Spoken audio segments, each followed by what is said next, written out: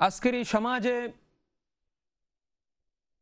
এবং আন্তর্জাতিকভাবে আল্লাহর নবী মুহাম্মদুর রাসূলুল্লাহ সাল্লাল্লাহু আলাইহি ওয়াসাল্লামকে নিয়ে নানানভাবে রাসূলুল্লাহ সাল্লাল্লাহু আলাইহি ওয়াসাল্লামের আদর্শকে নিয়ে, রাসূলুল্লাহ সাল্লাল্লাহু আলাইহি ওয়াসাল্লামের শিক্ষাকে নিয়ে, রাসূলুল্লাহ সাল্লাল্লাহু আলাইহি ওয়াসাল্লামের রেখে যাওয়া কোরআন এবং সুন্নাহকে নিয়ে নানান ধরনের ষড়যন্ত্র চলতেছে। আজকে রাসূলুল্লাহ সাল্লাল্লাহু আলাইহি ওয়াসাল্লামের জীবন থেকে, জীবনের অন্যতম নবুয়ত এবং রিসালতের অন্যতম একটি ঐতিহাসিক ঘটনা, যে আয়াতের মধ্যে আল্লাহ সুবহানাহু ওয়া তাআলা বর্ণনা করেছেন, এই আয়াতে কালিমাটুকু আমি তিলাওয়াত করেছি, যে এই আয়াতের সাথে ঐতিহাসিক একটি ঘটনা জড়িত রয়েছে, যে ঘটনা উম্মতে মুহাম্মদীর জন্য কিয়ামত পর্যন্ত যত মানুষ আসবে তাদের জন্য আল্লাহর নবী মুহাম্মদুর রাসূলুল্লাহ সাল্লাল্লাহু আলাইহি ওয়াসাল্লামের জীবনের এই ঐতিহাসিক ঘটনা একটি শিক্ষণীয় ব্যাপার। এই আয়াতের শুরুতে আল্লাহ সুবহানাহু ওয়া তাআলা বলতেছেন, আসুন এই আয়াতের অনুবাদটুকু আমরা প্রথমে জেনে নিই, তর্জমাটুকু আমরা জেনে নিই। আল্লাহ বলতেছেন, সুবহানাল্লাযী আসরা বিআবদিহি, পরম পবিত্র ও মহিমাময় সত্তা তিনি, যিনি স্বীয় বান্দাকে লাইলাম মিনাল মাসজিদিল হারামি ইলাল মাসজিদিল আকসা,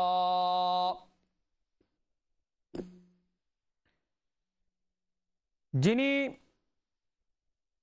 তার বান্দাকে রাত্রিবেলায় ভ্রমণ করিয়েছিলেন মসজিদে হারাম থেকে মসজিদে আকসা পর্যন্ত, অর্থাৎ বাইতুল্লাহ থেকে মসজিদে আকসা পর্যন্ত যিনি সফর করিয়েছিলেন তার বান্দাকে।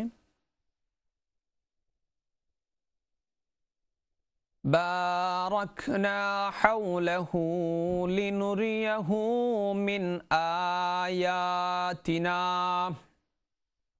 যার চারদিকে আমি পর্যাপ্ত বরকত দান করেছি,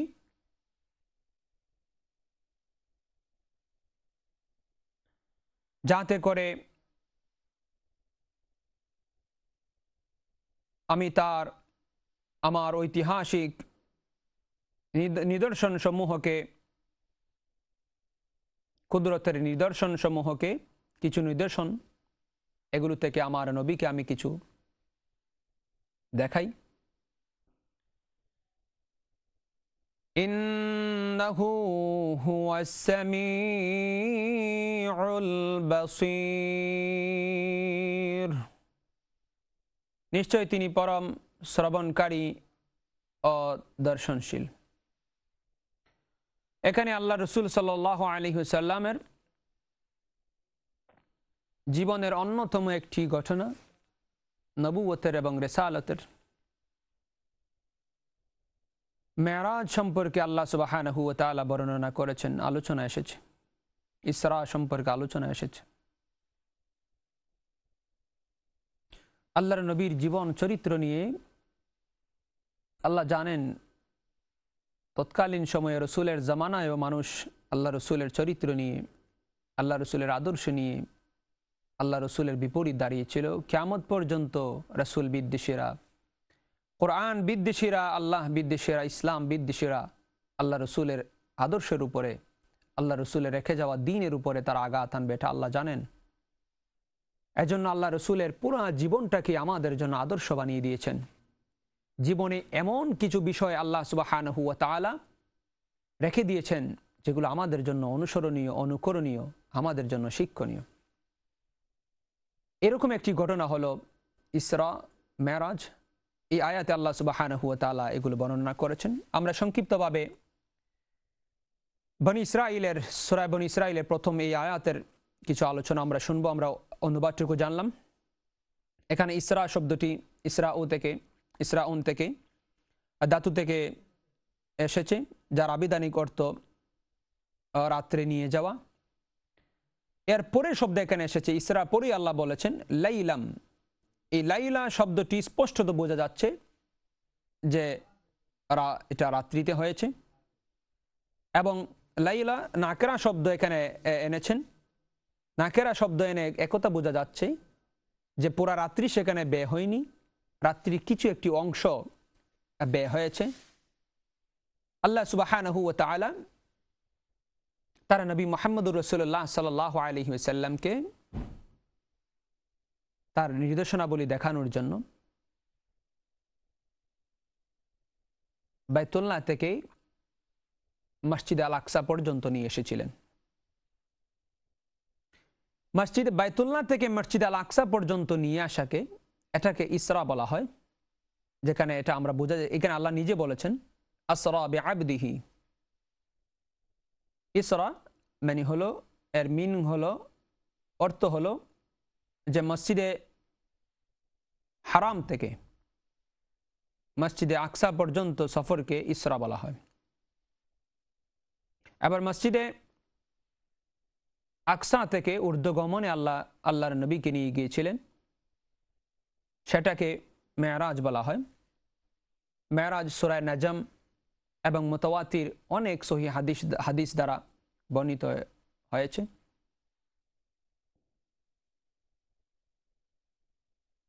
এখানে আল্লাহ সুবহানাহু ওয়া তাআলা একটি শব্দ এই আয়াতের শুরুতে ব্যবহার করেছেন, বিআবদিহি। আবদ শব্দ আল্লাহ সুবহানাহু ওয়া তাআলা ব্যবহার করেছেন। এটা বিশেষ প্রেমময় একটি শব্দ। আল্লাহ যদি কাউকে তার বান্দা বলে স্বীকৃতি দিয়ে দেন, আল্লাহ যদি বলেন যে অমুক আমার বান্দা, এর চাইতে আনন্দময়, এর চাইতে সৌভাগ্যের ব্যাপার আর কি হতে পারে।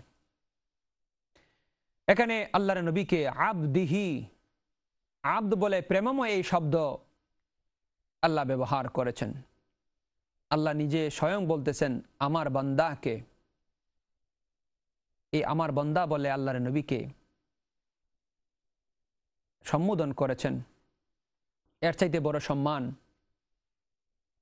কেউ যদি, আল্লাহ যদি কাউকে বলেন সে আমার বান্দা, এর চাইতে মানুষের জন্য বড় সম্মান আর কি হতে পারে। আল্লাহ রসুলের বেলায় আল্লাহর সুবহানাহু ওয়া তাআলা আবদ শব্দ ব্যবহার করেছেন, প্রেমময় এই শব্দ, ভালোবাসাময় এই শব্দ ব্যবহার তিনি করেছেন। এখানে প্রথম একটি বিষয় আলোচনা আমাদের জানা দরকার যে আল্লাহ রসুলের এই মেরাজ, সেটা কি আত্মিকভাবে হয়েছিল, স্বপ্নযুগে হয়েছিল, না সশরীরে হয়েছিল। আল্লাহ রসুলের এই মেরাজ সশরীরে হয়েছিল, স্বপ্নযুগে না। পরবর্তীতে যদি স্বপ্নযুগে আল্লাহ রসুলের মেরাজ হয়েও থাকে, সেটা কিন্তু এটার বিপরীত নয়। আল্লাহ রসুলের এই স্বপ্নযুগে মেরাজ হয় নাই, আত্মিকভাবে হয় নাই, সেটা সশরীরে হয়েছিল। কারণ মানুষ আত্মিকভাবে, স্বপ্নযুগে মানুষ অনেক কিছু দেখে, অবিশ্বাস অনেক কাজ সে করে, সে আকাশে উঠতেছে দেখতেছে, অবিশ্বাস অনেক কাজ সে করে ফেলে, এটা কিন্তু অসম্ভব কিছু না। কিন্তু আল্লাহ সুবহানাহু ওয়া তাআলা এখানে এই আয়াতের শুরুতে একটি শব্দ ব্যবহার করেছেন, সুবহান শব্দ ব্যবহার করেছেন। সুবহানা শব্দ এটা ইঙ্গিত বহন করে যে আল্লাহ রসুলের এই মেরাজ দৈহিকভাবে হয়েছিল, সশরীরে হয়েছিল। কারণ আরবিতে এই সুবহান শব্দ ব্যবহার হয় আশ্চর্যজনক ও বিরাট কোনো বিষয়কে বোঝানোর জন্য। যেহেতু আল্লাহ আশ্চর্যজনক শব্দ ব্যবহার করেছেন, এ থেকে বোঝা যায় যে আল্লাহ রসুলের মেরাজ আত্মিকভাবে হয় নাই, সশরীরে হয়েছিল। এরপরে একটি শব্দ ব্যবহার এখানে করেছেন আবদ। আবদ বলা হয় যা আত্মা এবং শরীরের, রূহ এবং শরীরের সমন্বিতভাবে যেটি গঠিত হয় তাকে আবদ বলা হয়, তাকে দাস বলা হয়। সেই আত্মাকে, শুধু রূহকে আবদ বলা হয় না, সমন্বিতভাবে রূহ এবং শরীর এর সমন্বিত বস্তুটাকেই দাস বলা হয়, আবদ বলা হয়, বান্দা বলা হয়। এ থেকে বোঝা যায় যে আল্লাহ রসুলের এই মেরাজ আত্মিকভাবে স্বপ্নযুগে ছিল না, সশরীরে তিনি মেরাজ করেছিলেন। রাসূলুল্লাহ সাল্লাল্লাহু আলাইহি ওয়াসাল্লাম যখন মেরাজ থেকে রিটার্ন আসলেন, মক্কাতে যখন আসলেন, তিনি যখন হযরত উম্মে হানি রাদিয়াল্লাহু তাআলা আনহার কাছে যখন এটা বর্ণনা করলেন মেরাজের ঘটনা, উম্মে হানি আল্লাহ রসুলকে পরামর্শ দিলেন যে ইয়া রাসূলুল্লাহ, আপনি সেটা কাউকে বলতে যায়েন না। আপনি যদি সেটা বলেন তাহলে কাফেররা আরো বেশি সুযোগ পেয়ে যাবে, তারা আরো বেশি মিথ্যাচার আপনার প্রতি করবে। সেটা যদি স্বপ্নযুগে হইতো তাহলে সেটা স্বপ্নে মানুষ অনেক কিছু দেখে, যা সে দেখে সেগুলো মানুষের কাছে বর্ণনা করলে মানুষ সেটাকে বলে আপনি স্বপ্নে দেখেছেন, তাতে কি। উম্মে হানি আল্লাহ রসুলকে নিষেধ করেছেন যে আপনি সেটা বর্ণনা করেন না, আপনার কাফেররা আপনাকে আরো বেশি সুযোগ পাবে, মিথ্যাচার করার সুযোগ তারা পাবে, আরো বেশি মিথ্যাচার আপনার প্রতি তারা করবে। এ থেকে বোঝা যায় যে আল্লাহ রসুলের মেরাজ সশরীরে হয়েছিল। এবং আরেকটি ঘটনা, সেখানে আল্লাহ রসুল মেরাজ থেকে আসার পরে যখন তিনি বললেন তিনি মেরাজে গিয়েছিলেন, অনেক মুসলিম নতুন মুসলমানেরা আল্লাহ রসুলের এই কথাকে তারা দিল থেকে মেনে নিতে পারে নাই, তারা আবারও কাফির হয়ে গিয়েছিল, ইসলাম ধর্ম তারা ত্যাগ করে ফেলেছিল, ধর্মত্যাগী হয়ে গিয়েছিল। এই সব বিষয় থেকে জানা যায়, বোঝা যায়, এবং সূরা নাজমের আল্লাহ সুবহানাহু ওয়া তাআলা মেরাজ সম্পর্কে আলোচনা এসেছে, এবং মুতাওয়াতির সহিহ অনেক হাদিস থেকে একথা বোঝা যায় যে আল্লাহ রসুল সাল্লাল্লাহু আলাইহি ওয়াসাল্লামের মেরাজ সেটি সশরীরে হয়েছিল, স্বপ্নযুগে হয় নাই। আল্লাহ রসুল সাল্লাল্লাহু আলাইহি ওয়াসাল্লামের এই মেরাজে এখানে আল্লাহ বলতেছেন যে তার বান্দাকে প্রথমে মসজিদে হারাম থেকে মসজিদ আল আকসা, এরপরে ওখান থেকে ঊর্ধ্বগমনে আল্লাহ রসুলকে জিবরাইল আলাইহিস সালাতু ওয়াস সালাম নিয়ে গিয়েছিলেন। তাফসীর ইবনে কাসিরে সহিহ রাওয়ায়াত দ্বারা সংক্ষিপ্তভাবে যে ঘটনাটি মেরাজের বর্ণিত হয়েছে সেটি হলো একটি রজনীতে, রজনীর একটি অংশে আল্লাহর পক্ষ থেকে হযরত জিবরাইল আলাইহিস সালাতু ওয়াস সালাম জান্নাতে একটি বাহন বোরাক নিয়ে এসেছিলেন। এই বোরাকের মাধ্যমে প্রথমে মসজিদে হারাম থেকে মসজিদ আল আকসা, বর্তমানে জেরুজালেমে অবস্থিত মসজিদ আল আকসা, সেখানে নিয়ে এসেছিলেন। এবং আল্লাহ রসুল সাল্লাল্লাহু আলাইহি ওয়াসাল্লাম মসজিদে হারাম থেকে বাইতুল মুকাদ্দাস পর্যন্ত, অর্থাৎ মসজিদ আল আকসা পর্যন্ত যখন আসলেন, এসে মসজিদ থেকে ও দূরে তার বোরাককে বেঁধে দিলেন একটি পাথরের সাথে, এবং মসজিদে তিনি প্রবেশ করলেন। মসজিদে প্রবেশ করে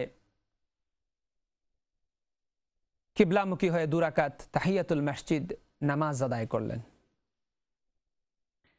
এরপরে আল্লাহর পক্ষ থেকে সিঁড়ি আনা হলো, একটা বিশেষ ব্যবস্থাপনায় আল্লাহ রসুলকে এই মসজিদে আকসা থেকে বাইতুল মুকাদ্দাস থেকে ঊর্ধ্বগমনে নিয়ে যাওয়া হলো।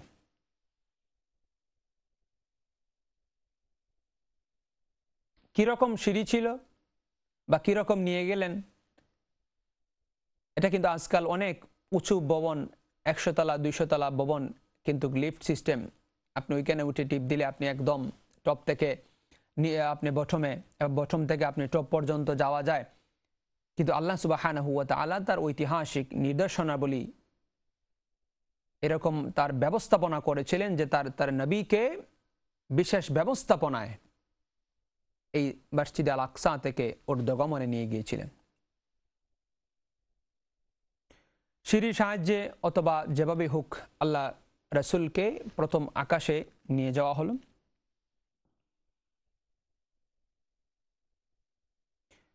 নিয়ে যাওয়ার পরে তার প্রথম আকাশে তিনি ফেরেশতারা আল্লাহ রসুলকে অভ্যর্থনা জানালেন, স্বাগত জানালেন। এভাবে আকাশগুলো তিনি অতিক্রম করলেন। বিভিন্ন আকাশে বিভিন্ন রসুলদের সাথে, পয়গম্বরদের সাথে, নবীদের সাথে আল্লাহ রসুলের দেখা হলো, সাক্ষাৎ হলো।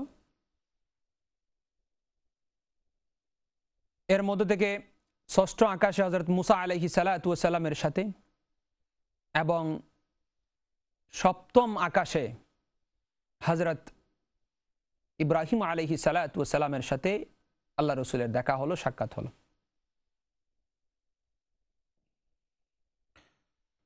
যখন তিনি পয়গম্বরদের স্থানসমূহ অতিক্রম করলেন এবং অতিক্রম করার পরে তিনি একটি ময়দানে পৌঁছালেন যেখানে বাগ্যলিপির আওয়াজ শোনা যাচ্ছিল, সেখানে মানুষের এবং মখলুকাতের বাগ্য লেখা হচ্ছিল। তিনি সেগুলো শব্দ শুনলেন। এরপরে তিনি সিদরাতুল মুনতাহা দেখলেন। সেখানে আল্লাহর বেশ কিছু নিদর্শন তাকে দেখানো হলো। এর মধ্য থেকে বিভিন্ন আল্লাহর নির্দেশে স্বর্ণের প্রজাতি ও বিভিন্ন রঙের অপ্রজাতিরা বিভিন্নভাবে এই সিদরাতুল মুনতাহার মধ্যে ছুটাছুটি করছিল। সেগুলো আল্লাহ রসুল দেখলেন, পরিদর্শন করলেন।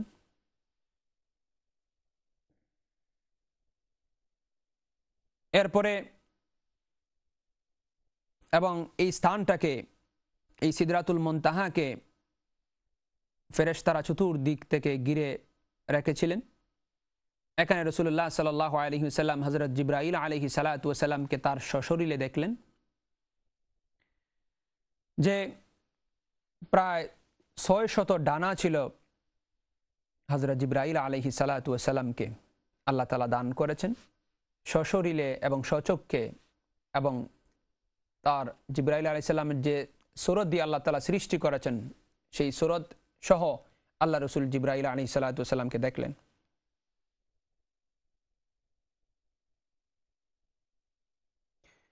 আল্লাহ রসুল সাল্লাল্লাহু আলাইহি ওয়াসাল্লাম আর অনেক বিষয়ে আরো অনেক নির্দেশনাবলী আল্লাহ তার নবীকে দেখালেন।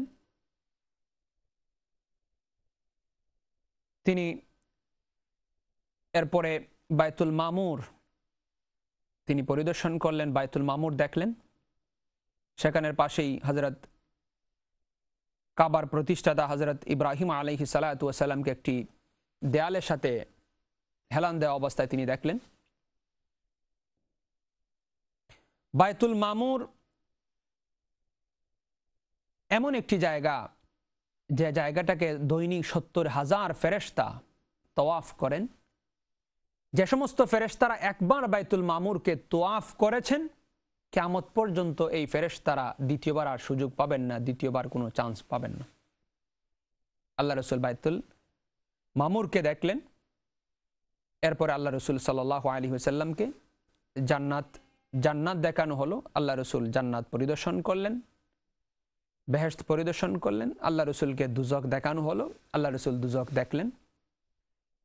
এবং জান্নাত জাহান্নামে বিভিন্ন কারণে বিভিন্ন মানুষদেরকে যে শাস্তি দেওয়া হচ্ছে জাহান্নামে, সেটাও রসুলকে দেখানো হলো। এবং জান্নাতেও অনেক গুরুত্বপূর্ণ স্থান আল্লাহ রসুলকে দেখানো হলো। আল্লাহ রসুল জান্নাত জাহান্নাম পরিদর্শন করলেন। এবং এই মেরাজে আল্লাহ রসুল সাল্লাল্লাহু আলাইহি ওয়াসাল্লামকে উম্মতে মুহাম্মদীর জন্য যে উপহারটুকু আল্লাহ তাআলা দিয়েছিলেন, সর্বপ্রথম আল্লাহ সুবহানাহু ওয়া তাআলা 50 ওয়াক্ত নামাজ আমাদেরকে দান করেছিলেন। পরে সেটা 5 ওয়াক্ত পর্যন্ত এসে সর্বশেষ 5 ওয়াক্ত নামাজ এই মেরাজে আল্লাহর নবী মুহাম্মদুর রাসূলুল্লাহ সাল্লাল্লাহু আলাইহি ওয়াসাল্লামকে হাদিয়া আল্লাহ তাবারাকা ওয়া তাআলা দিয়েছেন আমাদের জন্য, উম্মতে মুহাম্মদের জন্য। এই মেরাজের সবচেয়ে গুরুত্বপূর্ণ শিক্ষা যেটি হলো যে আল্লাহ রসুল সাল্লাল্লাহু আলাইহি ওয়াসাল্লামকে আল্লাহ দুনিয়া থেকে আকাশে নিলেন, সব কিছু দেখালেন, বেহেশত, দুজক, বাইতুল মামুর, সিদরাতুল মুনতাহা সব কিছু দেখালেন। এরপরে নবী পয়গম্বরদের সাথে তিনি মোলাকাত হলো।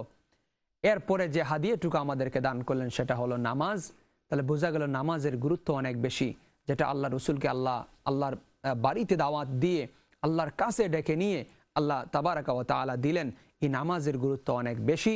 যে হাদিয়াটুকু আল্লাহ রসুল মেরাজ থেকে আমাদের জন্য নিয়ে এসেছিলেন, এই নামাজের জন্য আমরা পাবন্দ হতে পারি এবং এই নামাজ যেন আমরা আমাদের কোনো কারণে শরীরে কোনো ওজর ছাড়া যেন নামাজ আমরা মিস না করি। এটা আল্লাহ রসুলের মেরাজের অন্যতম একটি শিক্ষা আমাদের জন্য। এরপরে আল্লাহ রসুল যখন তার সফর শেষ করে আবারও বাইতুল মুকাদ্দাসে আসলেন, মসজিদ আল আকসায় আসলেন, সমস্ত নবী পয়গম্বরগণ বিদায় আপনার স্বাগত জানানোর জন্য, বিদায় জানানোর জন্য আল্লাহ রসুলের সাথে ওনারাও বাইতুল মুকাদ্দাসে আসলেন। এসে সবাই নামাজের জন্য দাঁড়িয়ে গেলেন। হযরত মহানবী সাল্লাল্লাহু আলাইহি ওয়াসাল্লামের ইমামতিতে সেখানে তিনি বাইতুল মুকাদ্দাসে নামাজ পড়ালেন সমস্ত নবী রাসূল পয়গম্বরদের ইমাম হয়ে। আল্লাহর নবী মুহাম্মদুর রাসূলুল্লাহকে এখানে সমস্ত নবী রাসূলদের ইমাম বানিয়ে, সমস্ত নবী রাসূলদের সরদার হিসাবে, সমস্ত নবী রাসূলদের নেতা হিসাবে, সমস্ত নবী রাসূলদের সম্মানিত নেতা হিসাবে, নবী হিসাবে, পয়গম্বর হিসাবে, রাসূল হিসাবে আল্লাহ রসুলের স্বীকৃতি আল্লাহ সুবহানাহু ওয়া তাআলা দান করলেন। এবং এই মেরাজ থেকে আল্লাহ রসুল যখন ফিরে আসলেন মক্কায় এবং এই ঘটনাটুকু যখন বর্ণনা করলেন, সর্বপ্রথম হযরত আবু বকর সিদ্দিক রাদিয়াল্লাহু তাআলা আনহু এই ঘটনার সত্যতা মেনে নিলেন। এই কারণে হযরত আবু বকর সিদ্দিক রাদিয়াল্লাহু তাআলা আনহুকে আল্লাহ রসুল সাল্লাল্লাহু আলাইহি ওয়াসাল্লাম সিদ্দিক উপাধি দান করলেন। যখন মানুষরা হাসি ঠাট্টা শুরু করে দিল যে কিভাবে তিনি এই মক্কা থেকে এত দূরের রাস্তা বাইতুল মুকাদ্দাসে গেলেন, আবার ওইখান থেকে তিনি বলতেছেন তিনি ঊর্ধ্বগমনে গেছেন, ওইখান থেকে জান্নাত জাহান্নাম দেখছেন, আবারও তিনি এই রাত্রি শেষ হইতে না হইতে আবার তিনি মক্কায় চলে আসলেন। কাফিররা রাসূলুল্লাহ সাল্লাল্লাহু আলাইহি ওয়াসাল্লামের বিরুদ্ধে যখন এটার অপপ্রচার শুরু করলো, সিদ্দিক আকবর রাদিয়াল্লাহু তাআলা আনহু বললেন এটা কার কথা? তখন অন্যান্য কাফিররা বলে এটা মহানবী মুহাম্মদ মুস্তাফা সাল্লাল্লাহু আলাইহি ওয়াসাল্লাম বলতেছেন। আবু বকর সিদ্দিক রাদিয়াল্লাহু তাআলা আনহু বললেন যদি মুহাম্মদুর রাসূলুল্লাহ সাল্লাল্লাহু আলাইহি ওয়াসাল্লাম বলে থাকেন তাহলে আমি নির্দ্বিধায় সেটি মেনে নিলাম, এটা মিথ্যা হবে না এবং মিথ্যা হওয়ার কথাও না। এই মেরাজের ঘটনাটাকে আল্লাহ সুবহানাহু ওয়া তাআলা এই আয়াতের শুরুতেই বর্ণনা করেছেন এবং এই মেরাজের এই ঘটনাকে, এই ইসরার এই ঘটনাকে আল্লাহ সুবহানাহু ওয়া তাআলা যে বর্ণনা করে আল্লাহর নবীর নবুয়তের, রিসালাতের, আল্লাহর নবীর এই নবুয়তের ঐতিহাসিক একটি ঘটনা তিনি রেখে দিলেন। কিয়ামত পর্যন্ত যত মানুষ আসবে, যত মানুষ আল্লাহ রসুলের আদর্শের এবং কোরআনের আদর্শের আলোকে, রসুল সাল্লাল্লাহু আলাইহি ওয়াসাল্লামের সুন্নতের আদর্শের আলোকে তাদের জীবনকে তারা গঠন করতে যাবে, তারা যেন আল্লাহ রসুলের এই জীবন আদর্শকে অনুসরণ করে, ফলো করে। আমরা যদি আমাদের জীবনের সকল ক্ষেত্রে কোরআন এবং সুন্নাহকে অনুসরণ করি, আমরা যদি আল্লাহ রসুলের সুন্নতের পাবন্দ হয়ে যাই, তাহলে আমাদের দুনিয়াও আমাদের কামিয়াব হবে, পরকালও কামিয়াব হবে। আল্লাহ রসুলের এমন আদর্শ, এমন শিক্ষা, এমন ঘটনা যা ইতিহাসে নজিরবিহীন, কিয়ামত পর্যন্ত কোনো মানুষের ক্ষেত্রে সেটা আর হবে না। আল্লাহ যেন আল্লাহ রসুলের জীবন আদর্শের আলোকে আমরা আমাদের জীবনকে, আমাদের পরিবারকে, আমাদের সমাজকে আমরা সাজাতে পারি, সেই তৌফিক যেন আল্লাহ সুবহানাহু ওয়া তাআলা দান করেন। আপনারা সকলে ভালো থাকবেন, সুস্থ থাকবেন। আগামী প্রোগ্রামে আবারও দেখা হবে। আসসালামু আলাইকুম ওয়া রাহমাতুল্লাহি ওয়া বারাকাতুহু।